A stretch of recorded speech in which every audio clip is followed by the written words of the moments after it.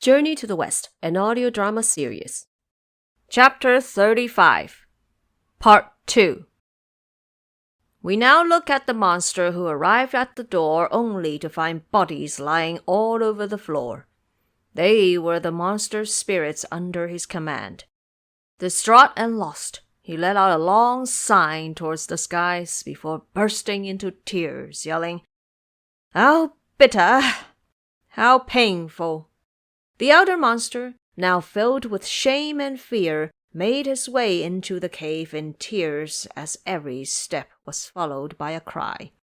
He found the furniture and all the belongings still present, but the place was quiet, without a single person, and the sorrow only added to his misery.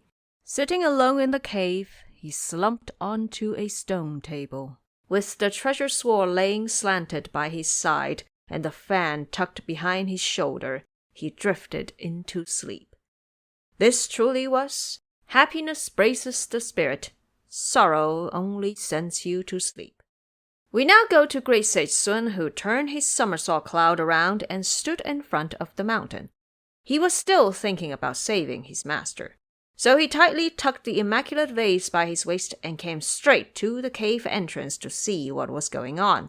What he saw were two door planks opened up, quiet, without a sound. In soft steps, he discreetly moved inside, only to find that monster leaning on a stone table, fast asleep. The banana leaf fan slid from his shoulder and half covered the back of his head, while the seven-star sword still laid slanted by the table. Quietly approaching, Xingzhe pulled the fan out before quickly turning around to leave in a whoosh.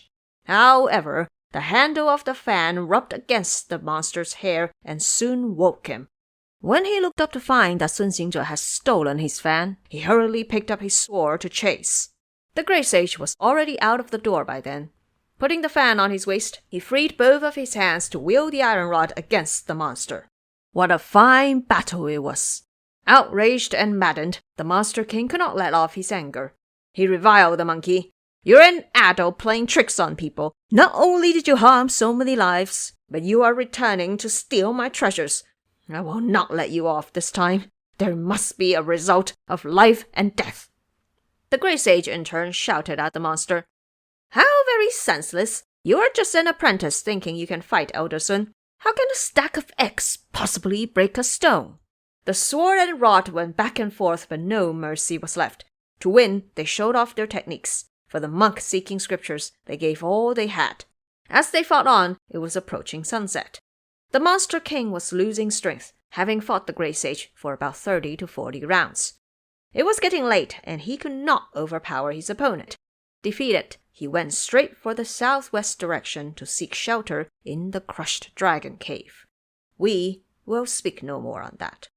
Only then could the great sage come down from his cloud and burst into the lotus flower cave.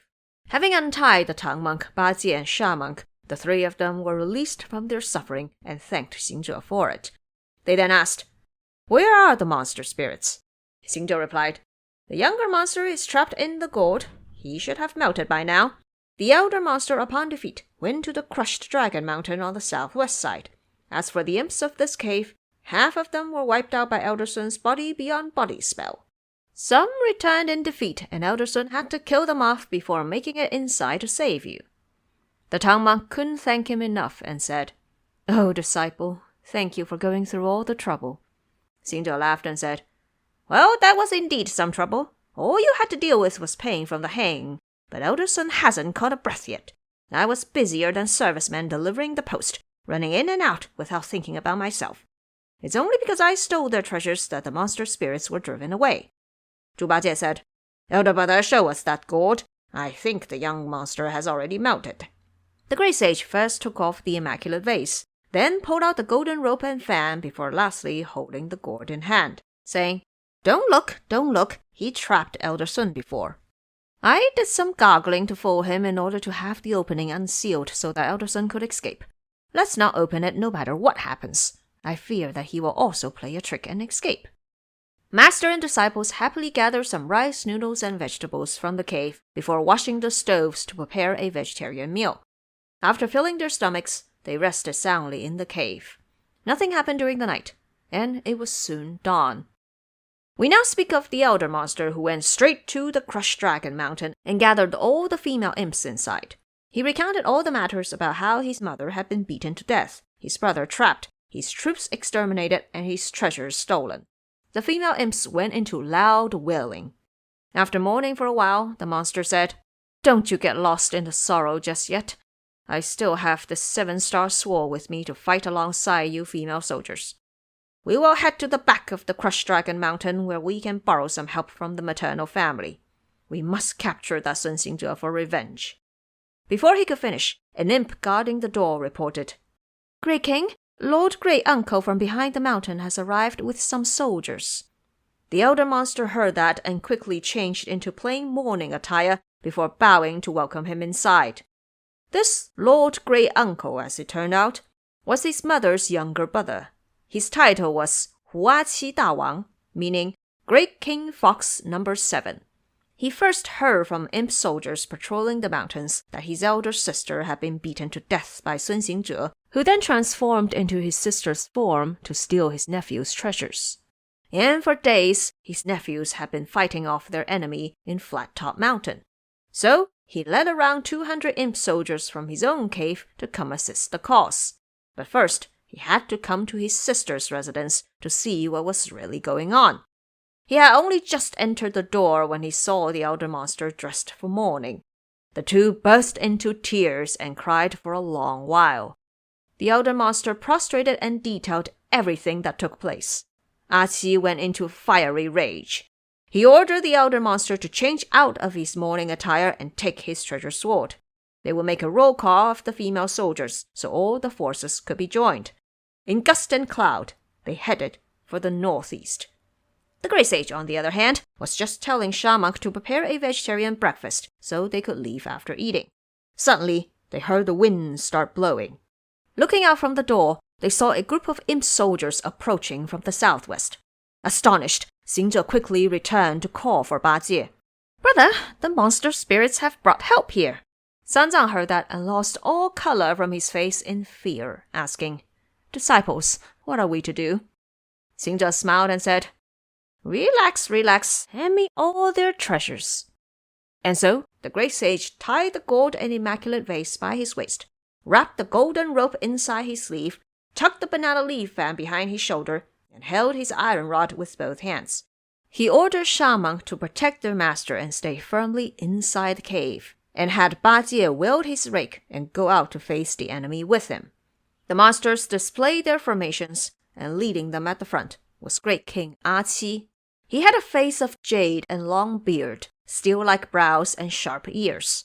Wearing a golden helmet and chainmail, he wielded a double-sided halberd and shouted in a loud voice, "You outrageously insolent monkey! How dare you bully us like this? You stole our treasures, hurt our family, murdered imp soldiers, and now dare occupy the cave residence. Quickly present your necks one by one so we can kill you to avenge my elder sister." Xingzhe retorted, "You death-seeking furballs have no idea of your grandfather Sun's tricks. Don't you run! Take a stroke from me." The monster dodged to the side before returning the attack with his double-sided halberd. The pair fought to and fro on the mountain.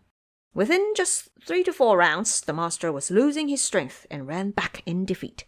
Xingzhe went after him, but the elder monster intercepted halfway. The two exchanged 3 rounds when Huaqi made his way back with an attack. Ba Jie witnessed this from the side and quickly raised his 9-pronged rake in defense.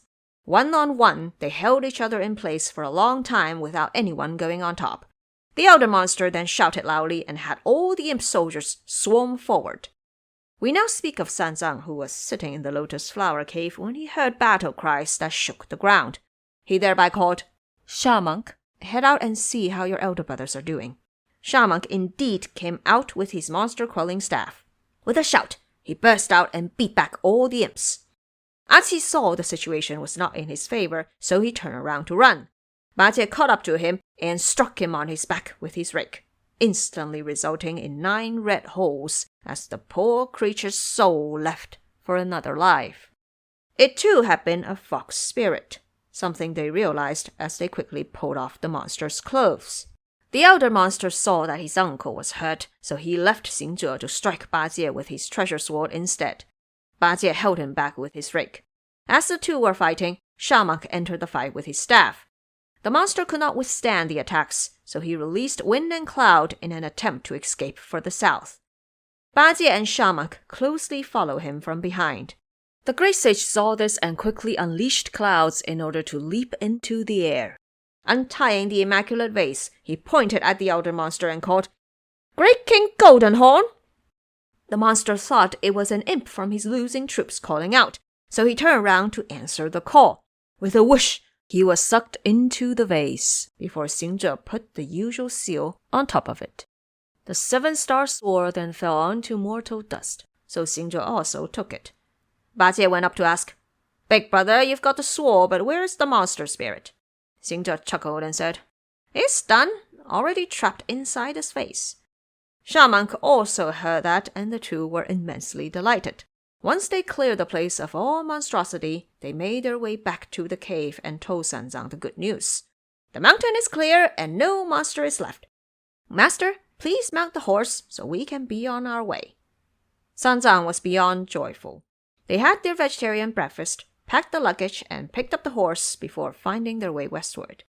Just as they were walking, a blind man suddenly appeared by the roadside and seized Sanzang's horse, asking, "Where are you heading, monk? Give me back my treasures." Shocked, Ba Jie said, "Goodness, this is the old monster coming for the treasures." Xing Zhe had a closer look and realized he was the supreme and venerable elder, so he hurriedly approached to greet him, asking, "Old fellow, where are you heading?" The elder quickly produced his 4-legged jade throne and stood in the azure skies, saying, "Sun Xing Zhe, give me back my treasures." The great sage rose into the air to ask, "What treasures?" The elder explained, "I used the gourd to store pellets, the vase to keep water, the treasure sword to refine evil spirits, the fan to tend the fire, and the rope is a cord around my robe. These 2 monsters, one is the boy tending my golden furnace, and the other the boy tending my silver furnace. They stole my treasures and came to the realm below, and I have since been looking for them to no avail. It appears that you have captured them. You deserve merit." The great sage said, "You, old fellow, are truly ill-mannered. Allowing your family to do evil like this is enough to charge you for the crime of lax discipline." The elder explained, "This has nothing to do with me. Don't blame the wrong person. Bodhisattva from the seas asked me to lend her the boys 3 times so they could transform into monster spirits here to test if you are sincere about heading west." The great sage heard that and began cursing in his mind. This Bodhisattva is terribly slick. When she saved Elder Sun and ordered me to escort the Tang monk to seek scriptures in the west, I told her that the journey would be bitter and difficult. She once promised me to personally come to my aid when there is an emergency, but now she's ordering evil spirits to give us a hard time. Her words are not trustworthy. She deserves to live without a husband all her life. If you hadn't come here personally, old fellow, I would not in a million years have given anything back to her. But if you say so, here you are." The elder received the 5 treasures before opening up the gourd and immaculate vase. 2 wisps of divine vapor were poured out, and, with the point of his finger, transformed into the 2 boys, gold and silver, who accompanied the elder by his side. Look at those countless glowing beams. Alas! Together they drifted toward the Tishta Palace. Freely they went straight up to the highest layer of heaven. We do not know what happens next, how Great Sage Sun will protect the Tang monk, or when they will reach West Heaven. Please wait until the next chapter.